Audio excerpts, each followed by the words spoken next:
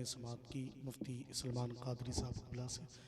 और जब तक हम उस दूल्हे की ज़ियारत व तिलावत माइक पर नहीं कर लेंगे, यहाँ से जाने वाले नहीं।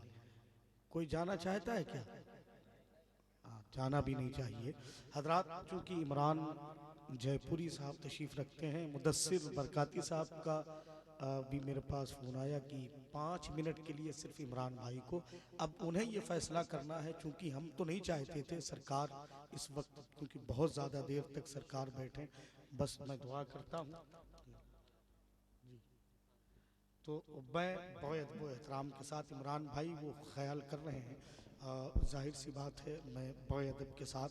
अब अगर आप सिद्दीक़ अकबर की सदाकत की झलक देखना चाहते हैं, फ़ारूक आज़म की अदालत के तेवर देखना चाहते हैं, उस्मान गनी की सखावत की किरणों से आप मुलाकात करना चाहते हैं, मौलाए कायनात के शुजाअत के अबवाब का आप मुताला करना चाहते हैं, हज़रत सलमान फ़ारसी की दूर अंदेशी का आप मुताला करना चाहते हैं, हज़रत अबू ज़र गफ़ारी की मस्ती और कलंदरी देखना चाहते हैं, हज़रत बिलाल हबशी की मोहब्बत के अटूट निस्बतों के सिक्के को अपनी जहनियत की ममलिकत में आप खनकते हुए महसूस करना चाहते हैं, आला हज़रत सरकार का इश्क जिनके यहाँ परवान चौथा हो, सरकार मुफ्ती आज़म हिंद का जिनके यहाँ तकवा पाया जाता हो, फैज़ान सरकार हसनुल उलमा जिस वजूद पर सुबह शाम सावन भादों की सूरत में बरसता हो, उस ज़ात को लोग ताजुल मशाइख सरकार अमीन मिल्लत कहते हैं। सुभान अल्लाह।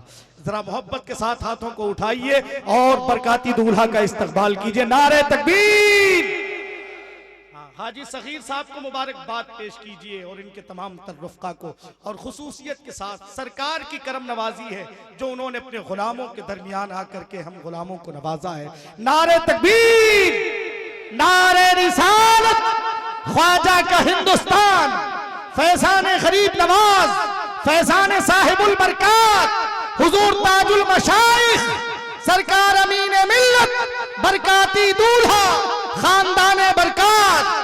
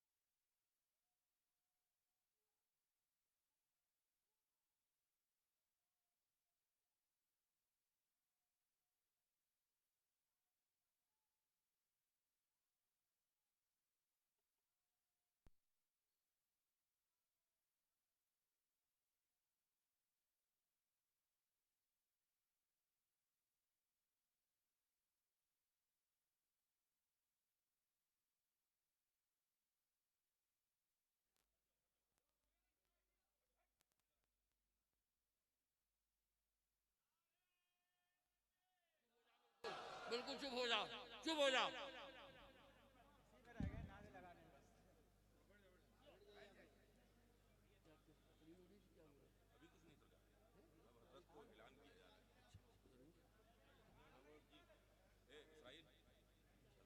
रसूलिल करीम, अम्मा बाद, फ़अऊज़ु बिल्लाहि मिनश शैतानिर रजीम, बिस्मिल्लाहिर रहमानिर रहीम, मुहम्मदुर रसूलुल्लाह, सदक़ल्लाहुल अज़ीम व बल्लगना रसूलुहु मौलाना नबील करीम।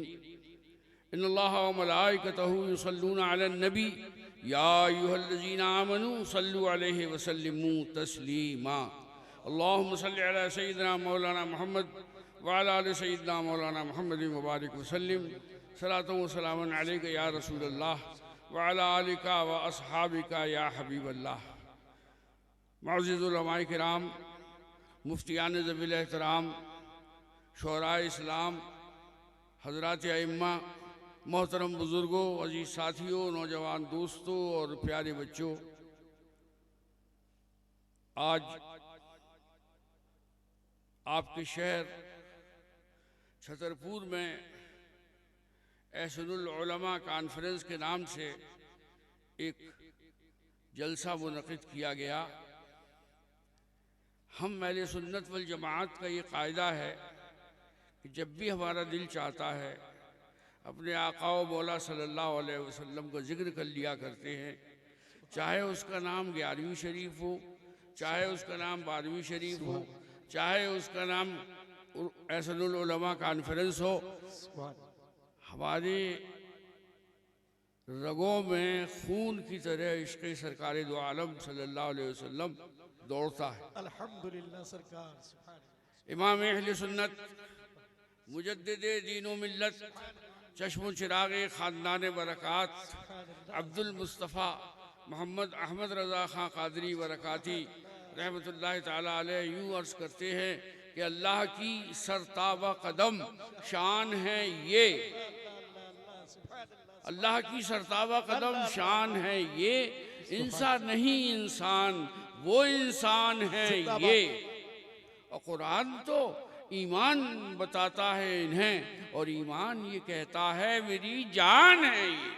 जिंदाबाद जिंदाबाद। जान ईमान है मोहम्मद रसूलुल्लाह सल्लल्लाहु अलैहि वसल्लम। जब तक बदन में जान रहती है, हजरत होते हैं, हुजूर होते हैं, प्रोफेसर साहब होते हैं, पीर साहब होते हैं, और जहाँ जान गई फिर वो मट्टी होती है और कोशिश की जाती है कि उन्हें जल्द से जल्द पहली मंजिल तक पहुंचा दिया जाए। अब मैं अपने वालिद माजिद के बारे में आपसे क्या बताऊं। उनसे लोग पूछते थे कि आपके ख़ानदान की क्या अहम करामत है, तो कहते थे मेरे ख़ानदान की पहली करामत है आला हज़रत और दूसरी करामत है मुफ्ती आज़म हिंद। अगर कोई मुझसे पूछे कि आपके वालिद की क्या करामत है, तो मैं उसका जवाब दूंगा कि उनके चारों बेटे। इतनी बड़ी खानकाह से ताल्लुक़ रखने के बावजूद हम सिराते मुस्तकीम पर चले, और हमारे वालिद हम लोगों को बिठाल के कहा करते थे कि बेटे कभी पीरी मुरीदी का धंधा मत करना, पढ़ लिख के माश के ज़ाहिरी वसाइल तलाश कर लेना। तो अल्लाह के फजल करम से हम लोगों ने सिर्फ मज़हब अहले सुन्नत मसलक आला हज़रत सिलसिले बरकातिया के लिए यहाँ से लेकर गांव-गांव जो भागते हैं उसका मकसद यही होता है। ऐसी बात नहीं है कि हमें पैसे से मोहब्बत नहीं है, ऐसा मुझे कोई नहीं दिखता जैसे पैसे से मोहब्बत ना हो, लेकिन इतनी भी मोहब्बत नहीं है जो सिर्फ पैसे के लिए भागे दौड़े। मैं पिछले 43 साल मुदर्रिस रहा और अभी पिछली फरवरी में रिटायर हुआ। मैंने 43 साल पढ़ाया, 22 साल की उम्र में मैं लेक्चरर हो गया था और 65 साल की उम्र में मैं हेड और प्रोफेसर के ओहदे से रिटायर हुआ। तो मैं अर्ज़ कर रहा था कि हमारे आला हज़रत ये पिछली सदी में उन जैसा कोई आशिक़ रसूल बहुत कम हुए, और हमारा ये मिशन है, 2-3 हमारे मिशन हैं। एक तो ये मिशन है कि आधी रोटी खाइए और बच्चों को पढ़ाइए, और दूसरा मिशन ये है कि मसलक आला हज़रत को जहाँ तक अब जाएं वो पहुँचा दें।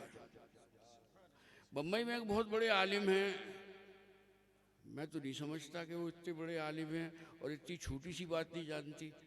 उन्होंने कहा कि कब्र में मसलक आला हज़रत नहीं पूछा जाएगा।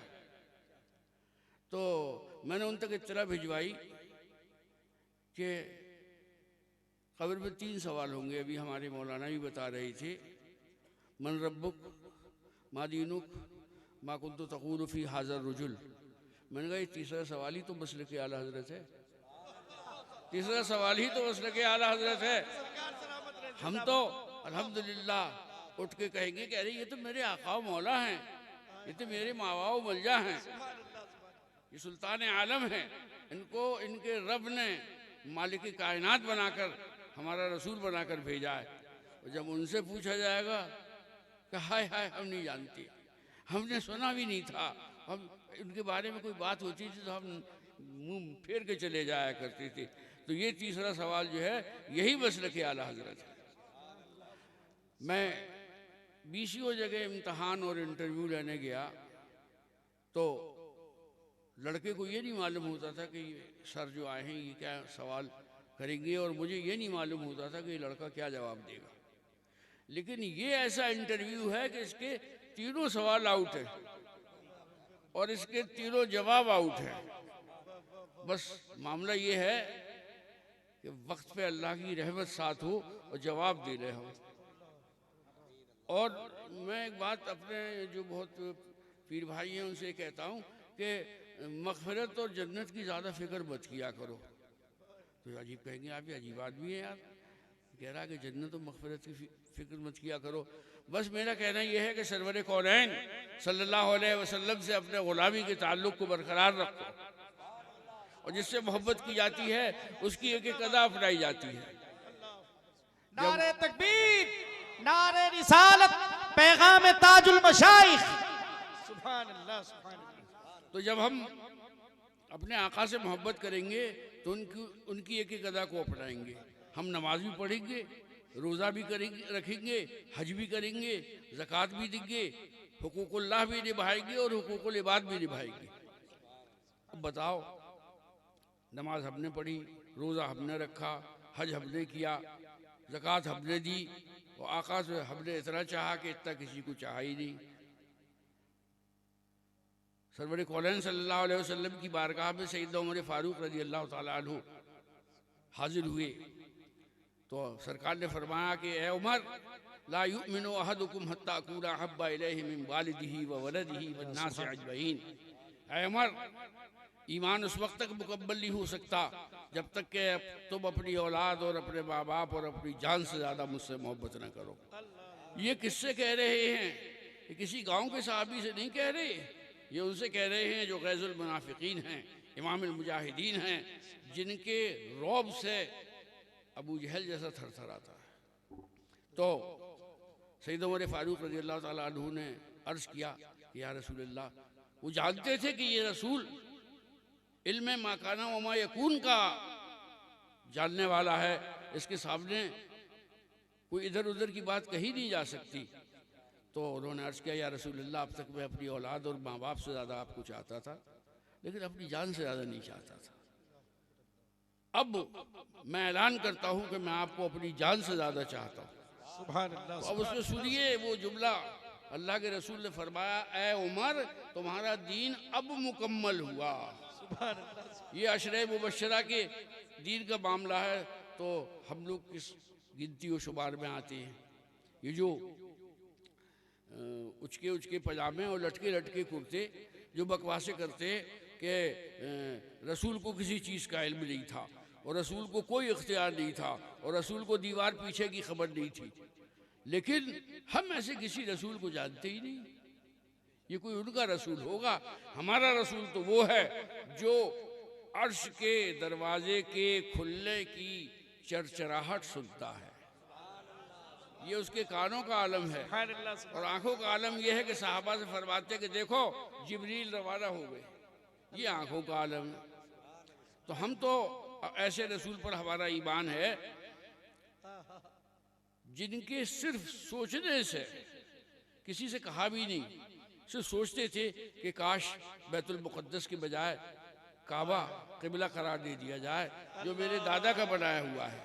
मुसलमानों ने कई महीना नमाज बैतुल मुक़द्दस की तरफ मुंह करके पढ़ी, और ये मुझ पर अल्लाह का कई साल बाद फजल हुआ कि अभी मैं 25 दिन पहले वहीं हाजिर था। सुभान अल्लाह। वहीं हाजिर था। 10 फरवरी को मेरी वापसी हुई और सरकार की बारगाह में तो 1 सेकंड की हाजिरी कबूल हो जाए तो बेड़ा पार है, और आसी पड़े रहे तो सलाह उम्र भर की है। आसी पड़े रहें तो सलाह उम्र भर की है। तो वो मस्जिद भी मैं हाजिर हुआ, मस्जिद क़िबलतैन, जिसमें अब तो बंद कर दी उन्होंने। जब मैं पहला हज किया था सन 93 में तो उधर भी मेहराब थी बैतुल मुक़द्दस की तरफ, और काबे की तरफ भी मेहराब थी। तो एक दिन इमामत फरमा रहा है रसूलों का इमाम, दौरान इमामत वही नाजिल हुई, क़द नरा तक़ल्लुबा वजहिका फ़िस समा फलनुवल्लियन्नका क़िबलतन तर्दाहा फवल्लि वजहका शत्रल मस्जिदिल हराम। क्या आप आसमान की तरफ देखते हैं? फेर लीजिए अपना मुंह मस्जिद हराम की तरफ। तो मेरा पहला पहला हज था, तो वो हिसाब के हर चीज़ के बारे में मालूमात करने का शौक़ बहुत ज़्यादा था। तो हमारे साथ एक हाजी साहब थे, शायद उनका वो 27वां हज था, अब अल्लाह बेहतर जाने कि वो हैं या दुनिया से जा चुके हैं। मैंने कहा हाजी साहब, अगर सब अपनी जगह पे खड़े खड़े घूमे होंगे तो इमाम तो पीछे हो गया होगा और मुख्तदी आगे हो गए होंगे। अरे उनका नहीं मियाँ, ऐसी बात नहीं है, मुख्तदी तो अपनी जगह खड़े खड़े घूमे और इमाम चल के आगे आया और इमामत फरमाई। अब यहाँ मुफ्तियान किराम बैठे, मुख्तदियों का अबाउट टर्न होना अमली कसीर है कि नहीं है? नमाज में अगर कोई अमल कसीर किया जाए तो नमाज साफ हो जाती है। और वो इमाम, उनकी तो ज़बान वही खुदा है, वमा यंतिक़ु अनिल हवा इन हुवा इल्ला वह्युन यूहा, ये तो उनके इख्तियार है। सैकड़ों मील, हज़ारों मील, लाखों मील, करोड़ों मील दूर की बात बताते हैं कि अर्श का दरवाजे की चरचराहट में हम बैठा हुआ सुनना हूँ। और ऐसे इतने वाक़यात हैं सरकार दो आलम सल्लल्लाहु अलैहि वसल्लम की हयात पाक के। अल्लाह की ऐसी वो नेमत हैं जिसका हम कभी शुक्राना अदा नहीं कर सकते। अल्लाह ने अपने सबसे प्यारे महबूब सल्लल्लाहु अलैहि वसल्लम को हमें इनायत फरमा दिया और हमें सर उठा के कहने का मौका दिया कि हम इमाम रसूल की उम्मत में है, इमाम रसूल की उम्मत में है। हज़रत मूसा अलैहिस्सलाम की तमन्ना थी कि काश मैं मोहम्मद की उम्मत में होता। अब देखिए आप, एक तो हुए अहले बैत, अहले बैत के माने घर वाले, तो इनमें एक मौलाए कायनात खातून जन्नत सैयदना इमाम हुसैन और सैयदना इमाम हसन। सरकार सल्लल्लाहु अलैहि वसल्लम ने फरमाया, मसलो अहले बैती का सफ़ीनत नूह मन रकिबहा नजा व मन तखल्लफ़ अन्हा फहलक। मेरे अहले बैत की मिसाल नूह की कश्ती की तरह है, जो उसमें बैठ गया उसने निजात पाई, जो नहीं बैठ पाया वो हलाक हो गया। अच्छा आप देखिए, एक हाथ में हमारे और आपके दामान अहले बैत है और दूसरे हाथ में हमारे दामान सहाबा है। अस्हाबी कद नुजूम काय्यिहिम इक़्तदैतुम इह्तदैतुम, मेरे सहाबा की मिसाल सितारों की तरह है, जो उनकी पैरवी करेगा वो हिदायत पा जाएगा। तो पुराने ज़माने में ऐसी मशीनरी तो थी नहीं, जो कश्तियाँ चलाते थे ये सिर्फ सितारों से हिसाब लगाते थे कि वो 3 सितारे उधर है और 4 सितारे इधर है और सबसे चमकदार सितारा इधर है, लिहाजा यमन इधर होगा। ऐसी तो कैलकुलेशन करते थे। आज तो वो इतने तरीके के मीटर से सिर्फ बटन दबा दीजिए, वो सब बता देते कि अब हम कहाँ से वहाँ से कितनी दूर है। तो हमारे एक हाथ में दामन सहाबा है और एक हाथ में दामन अहले बैत है, और दोनों ने अपनी मोहब्बत के वो नमूने पेश किए कि सारी दुनिया में किसी नबी या किसी हुक्मरान के सामने ऐसे नमूने नहीं पेश किए गए। हिजरत की रात है, सैयदना अबू बकर सिद्दीक़ रज़ियल्लाहु ताला अन्हु अर्ज़ करते थे, या रसूलल्लाह कब चलेंगे यहाँ से मदीने? तो फरमाते थे मुझे हुक्म का इंतज़ार है। चुनांचे वो हुक्म आ गया, पहुँचे अबू बकर के यहाँ रज़ियल्लाहु ताला अन्हु का, अबू बकर आज रात को हिजरत का हुक्म आ गया है।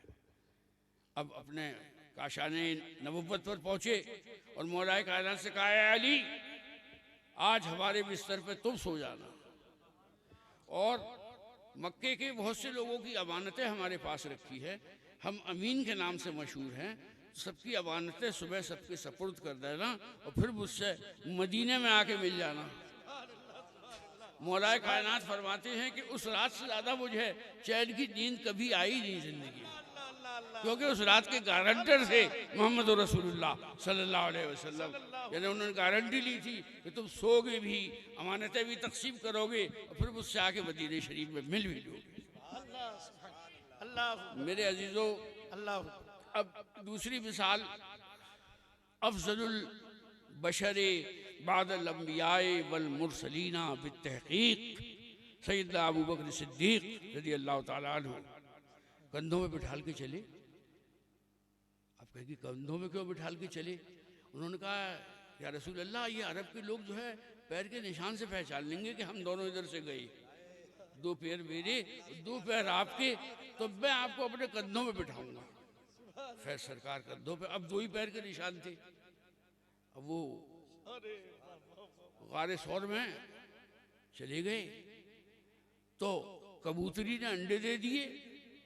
लोग कहते हैं जो वहाँ कबूतर है इस वक्त खाने हरम शरीफ में, वो उन्हीं कबूतरों की नस्ल है। और मकड़ी ने जाला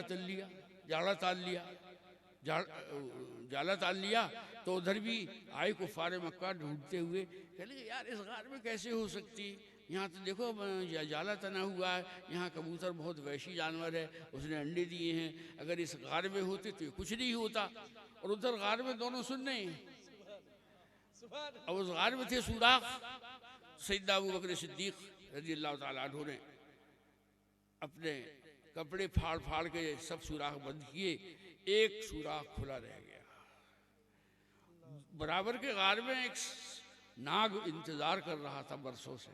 उसको बताया गया था कि अल्लाह का आखिरी रसूल आएगा। वो ज़ियारत का मुश्ताक था, उसे रास्ते ही कोई नहीं मिले, तो उसने खिसिया के सैयदना अबू बकर सिद्दीक के अंगूठे में डस लिया।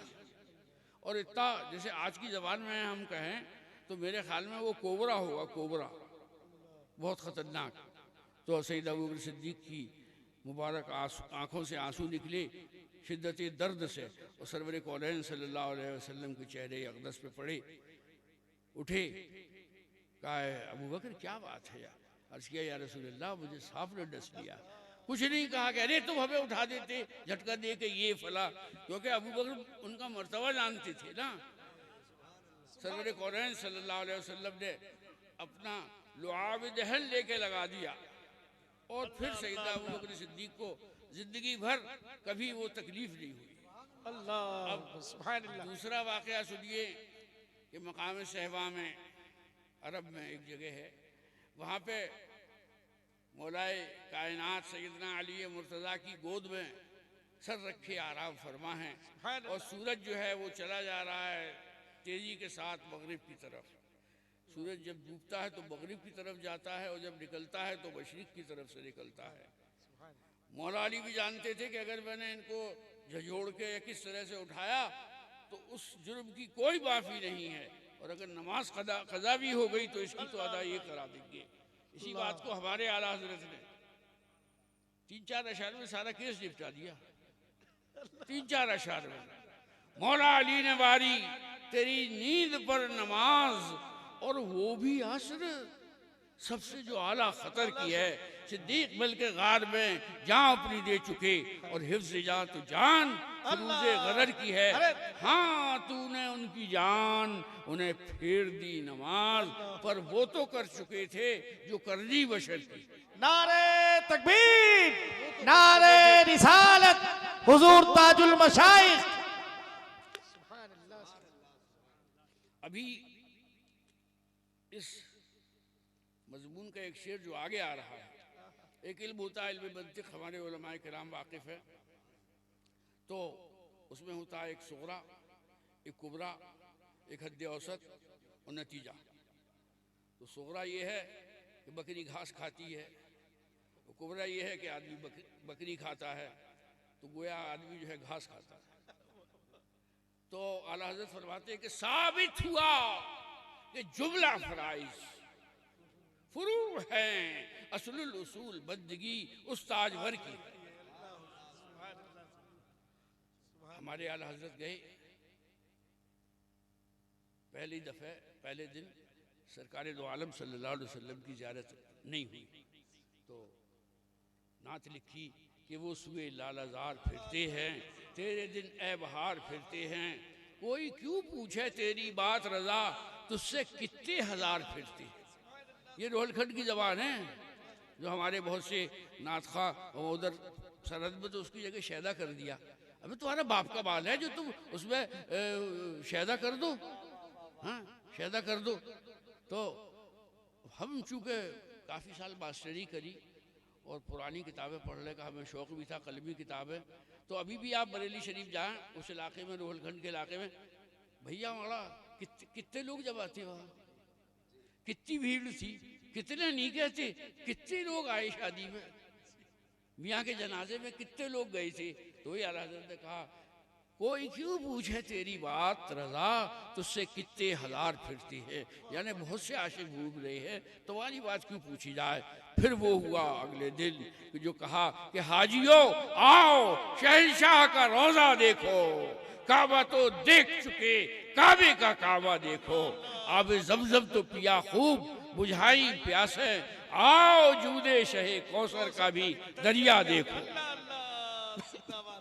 गौर से सुन तो रजा, काबे काबे से आती है सदा, गौर से सुन तो रजा, काबे से आती है रजा, काबे से आती है सदा, मेरी आंखों से मेरे प्यारे का रोजा देखो। नारे तकबीर, नारे रिसालत। सुभान अल्लाह। अब मैं बिल्कुल आखिर में आ गया हूँ। मेरे मौलाना ने बड़ी उम्दा तकरीर की और मेरे दिल की कली कली खिल गई। अल्लाह ताला हमारे उलमाए किराम को, हमारे खुतबा को इतनी मदद गैब आए कि इनके सीने कुशादा हो जाएं और ये हक बोलें, हक कहें और हक पे रहें। एक दफ़ा अल्लाह के रसूल सल्लल्लाहु अलैहि वसल्लम ने फरमाया कि जंग का मौका है, जिसके पास जो है सो लेके आए, जंग के लिए सामान लाओ। तो हज़रत अबू उमर फारूक के पास उस ज़माने में बड़ा माल था, बिजनेस में बहुत हाई प्रॉफिट हुआ था। तो वो उन्होंने कहा भाई ठीक है, आधा लेके चलता हूँ। तो आधा माल लेके आए, तो बहुत माल था। सब साहबा ने कहा वेरी गुड, आज तो उमर ने बहुत माल लेके आए। अब वो भी आरे गारे वफादार आया, दुबले पतले, सर पे एक पोटली रखी हुई। उन्होंने सरकार ने हजरत उमर से पूछा कितना ले आए? कह लिया आधा यहाँ ले आया, आधा घर छोड़ आया। अब आए अबू बकर सिद्दीक रज़ी अल्लाह ताला अन्हु कि अबू बकर तुम क्या लाए? कह लिया हुजूर सब ले आया। और घर का छोड़ के आए? क्या अल्लाह और उसके रसूल को घर छोड़ के आया। तो हजरत उमर फारूक फरमाते हैं कि उस दिन मैंने यकीन कर लिया कि गोल्ड मेडल हमेशा अबू बकर के पास रहेगा, मैं सिल्वर में ही रहूंगा, कभी मैं उनसे जीत नहीं सकता। अब उसकी सुनिए, अपने ज़माने का मशहूर चोर, जाहिलों का बाप अबू जहल, अल्लाह का रसूल तशरीफ़ फरमा था और सहाबा किराम दाएं बाएं आगे पीछे सब जगह तशरीफ़ रखता थे।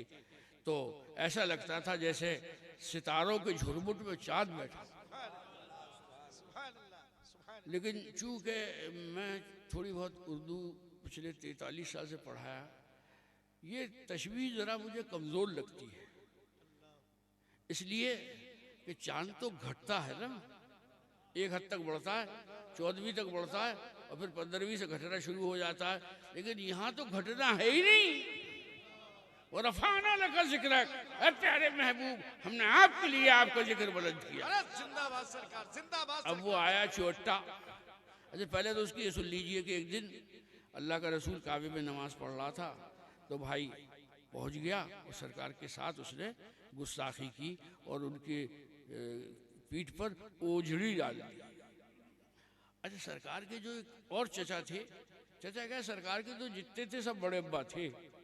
हमारे सरकार के जो वालिद वाजिद थे हज़रत अब्दुल्ला, वो सब में छोटे भाई थे। हज़रत अबू तालिब भी बड़े थे, तो अबू लहब भी बड़ा था। तो हज़रत हमजा गए हुए थे शिकार खेलने। जब वहाँ से लौट रहे थे वो, तो किसी ने कहा कि आज तो तुम्हारे भतीजे मोहम्मद के साथ बड़ा जुल्म किया अबू जहल ने। कि क्या किया? कह लगे नमाज में वो सजदे में थे तो उनके ऊपर ओझड़ी रख दी। अच्छा। वो गए तो काबे के पास बैठा हुआ अपने साथियों के साथ लंबी लंबी फेंक रहा था, मैं ऐसा हूँ, मैं वैसा हूँ, मैं बल्लम ऐसा हूँ। वैसे था बहुत स्मार्ट, ज़ाहिरी शक्ल सूरत में, और बहुत मालदार, बेहतरीन लिबास पहनता था और बेहतरीन खुशबुएं इस्तेमाल करता था, बेहतरीन तेल सर में लगाता था। हज़रत अमीर हमजा हो सकता है शायद उस दिन शिकार न मिला हो, जुलाहट भी हो, तो बैठा हुआ था। अबू जहल तो कमान निकाल के एक दी उसके सर में, तो सर खिल गया उसका, टप टप टप टप। कहले खबीस, तो ये मत समझना कि मोहम्मद जो है यतीम है, मैं उसका मौजूद हूँ चचा, दूसरे के भाई भी तो थे। अभी गए साहब, अभी मौलाना हमें बद्र शरीफ और ले गए और ओहद शरीफ ले गए, तो हम भी तसव्वुरात की दुनिया में वहाँ पहुँच गए। अब की से हमने दिल लगा के शहदाए ओहद को देखा। वहाँ की कुत्ती गवर्नमेंट ने, कुत्ता तो होता है जरा ठीक ठाक होता है, कुत्ती गवर्नमेंट ने वहाँ वो प्लास्टिक की वो शीटें लगवा दी है। लेकिन मैं रोज़ जाता था हाजिरी को और उस शख्स को दुआएं देता था जिसने उन शीटों को बीच बीच में से इतना इतना तोड़ दिया है, साफ दिखता है अंदर। तो उसमें 3 मज़ारात हैं एक तरफ, और एक बड़ा चबूतरा है, 57 मज़ारात वहाँ हैं, और 10 मज़ारात वहाँ से निकाल के जन्नतुल बकी में रखे गए। वहाँ बताया गया मुझे कि कई 300-400 साल पहले बशारत हुई कि हमारी कब्रों में पानी आ रहा है, हमें यहाँ से मुंतकिल करो। तो वहाँ से जन्नतुल बकी शरीफ मुंतकिल किए गए। तो 70 सहाबा ओहद में शहीद हुए। अब किसी अल्लाह की करम से बद्र शरीफ की भी हाज़िरी हुई और बहुत देर तक वहाँ हाज़िरी रही। तो ये बातें महसूस होती हैं।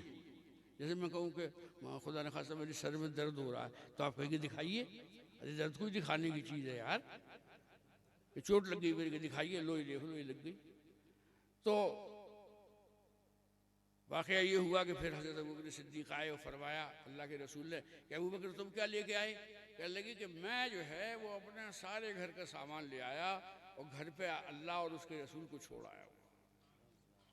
तो हमारा शायर हज़रत लुत्फ़ बदायूनी यूँ फरमाते हैं, मैं हाँ ये अर्ज़ कर रहा था कि चाँद का काम तो घटने का होता है, इन्हें तो बढ़ना ही बढ़ना है। वो रफ़ाना लगा जिक्र का है साया तुझ पर। तो लुत्फ़ बदायूनी फरमाते हैं कि रुख़ मुस्तफ़ा है वो आईना, क्या वैसा दूसरा आईना, न हमारी बज़्म ख़याल में न निगाह आईना साज। तो मेरे अजीज़ों, अल्लाह के रसूल सल्लल्लाहु अलैहि वसल्लम की ग़ुलामी मजबूत रखो। और ये बहुत सही कह रही थी, ये एक साजिश की गई 20-25 साल पहले। ये जो एक इतना बड़ा होता है ना सबके पास मोबाइल, और उसमें नए नए ये ड्रामे डालती। पिछले कुछ महीने पहले एक खेल आया था पबजी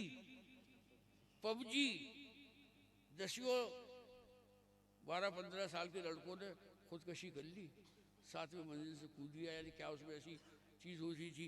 और उससे पहले आया था ब्लू व्हील, उसमें भी बहुत खुदकशी हुई। तो ये नए नए प्रोग्राम डाल के देखिए, सारी दुनिया हमारी मुखालिफ है, सारी दुनिया, चाहे यहूदी हो, चाहे ईसाई हो, चाहे अहले वतन हो, चाहे कम्युनिस्ट हो।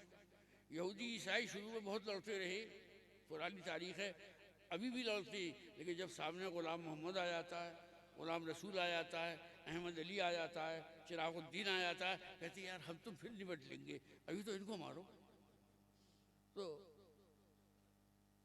हम अल्लाह पर मुकम्मल यकीन रखते हैं और हमें यकीन कामिल है कि 1 सेकंड ना तो पहले होगी ना 1 सेकंड बाद होगी। अगर लिखा है कि पलंग पे बैठे बैठे हो जाएगी तो वैसी होगी। तो इंशाअल्लाह अल्लाह की फतह ज़रूर आएगी। वो जो कहा हमारे डॉक्टर इकबाल ने कि खुदा ने आज तक उस कौम की हालत नहीं बदली, खुदा ने आज तक उस कौम की हालत नहीं बदली, न हो जिसको ख्याल खुद अपनी हालत के बदलने का। तो मेरे अजीज़ों, अपने हबीब सल्लल्लाहु अलैहि वसल्लम से वाबस्ता रहिए और उनकी तालीमात पर अमल कीजिए। मैंने बम्बई वगैरह में देखा, मुहर्रम की न्याज हो रही है, सड़क पे 51 जगह लगी हुई हैं, वहाँ क्रिकेट भी हो रहा है, ताश भी हो रहे हैं, नजरे हुसैन कर रहे हैं हम। ये कम वक्त हो, ये क्या नजरे हुसैन है? दूसरों से ज़बरदस्ती रोक रोक के पैसे वसूल ले हो। तो हम सच्चे मुसलमान बन जाएं तो दुनिया की कोई ताकत हमें फतेह नहीं कर सकती, क्योंकि इस्लाम हमारा कुरान 15 साल पहले फैसला दे चुका है। इन्ने दीना इंदल्लाहिल इस्लाम, अल्लाह के नज़दीक दीन इस्लाम ही है। तो मेरे अजीज़ों, मैं यहाँ की कमेटी वालों को मुबारकबाद देता हूँ, और मेरे जो सब भाई और ये मेरी बच्चियाँ बैठी हुई हैं, तालीम पर ध्यान देना बहुत ज़रूरी है, क्योंकि जब तक हम दीन और दुनिया की दोनों की तालीम नहीं होगी हमारे पास, दीन की तालीम अगर हम नहीं लेंगे तो बहुत बड़ा नुकसान होगा। और उतनी तालीम दीन हासिल करना हर मुसलमान पर ज़रूरी है जो उसके ज़रूरत के मुताबिक हो, और दुनियावी तालीम भी हासिल करना। एक मछली पकड़ने वाले का बेटा जब हिंदुस्तान का राष्ट्रपति बन सकता है, 10वें के बाद उनके बाप ने कहा कि मेरे पास नहीं है पढ़ाने को पैसे, मछली पकड़ा करते थे, हो सकता है सीज़न ख़राब हो गया हो, तो उनके दादा ने कहा कि मैं पढ़ाऊंगा अपने पोते को। फिर वो ऐसा पढ़ा कि उसने अग्नि मिसाइल बनाया जो 3,000 किलोमीटर तक मार करता है। दुनिया हमसे ऐसी थोड़ी डरती है, सारी दुनिया हमारे किसी न किसी कोने से लगी पड़ी है।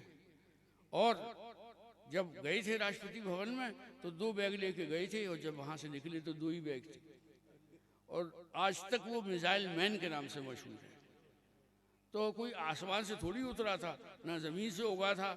मेरे पास आज बहुत बच्चे आए अपनी पढ़ाई लिखाई के बारे में मालूमात करने, तो पहले तो उस डर को निकाल दो, बहुत मुश्किल है, कोई चीज़ मुश्किल नहीं है। तुम उसे अगर कायदे से समझो, और कोई इस सिलसिले में कोई मदद दरकार हो तो तुम मुझसे बिला तकल्लुफ़ अलीगढ़ राब्ता कायम कर सकते हो। मैं तुम्हारी कोचिंग का भी इंतज़ाम करूँगा, क्योंकि हमें जब जा रहे हों दुनिया से टाटा करते हुए तो हम ये अफसोस लेकर न जाएं कि हम बुरे लोगों को छोड़ के आए। हमें ये सुकून हो कि हम जो हमारी नस्ल है नई, वो इंशाअल्लाह इस मामले को संभाल लेगी। वमा अलैना इल्लल बलाग। अब वो काम कर लें जो हमारे और आपके बाप दादा करते आए। चलिए भाई इमरान साहब।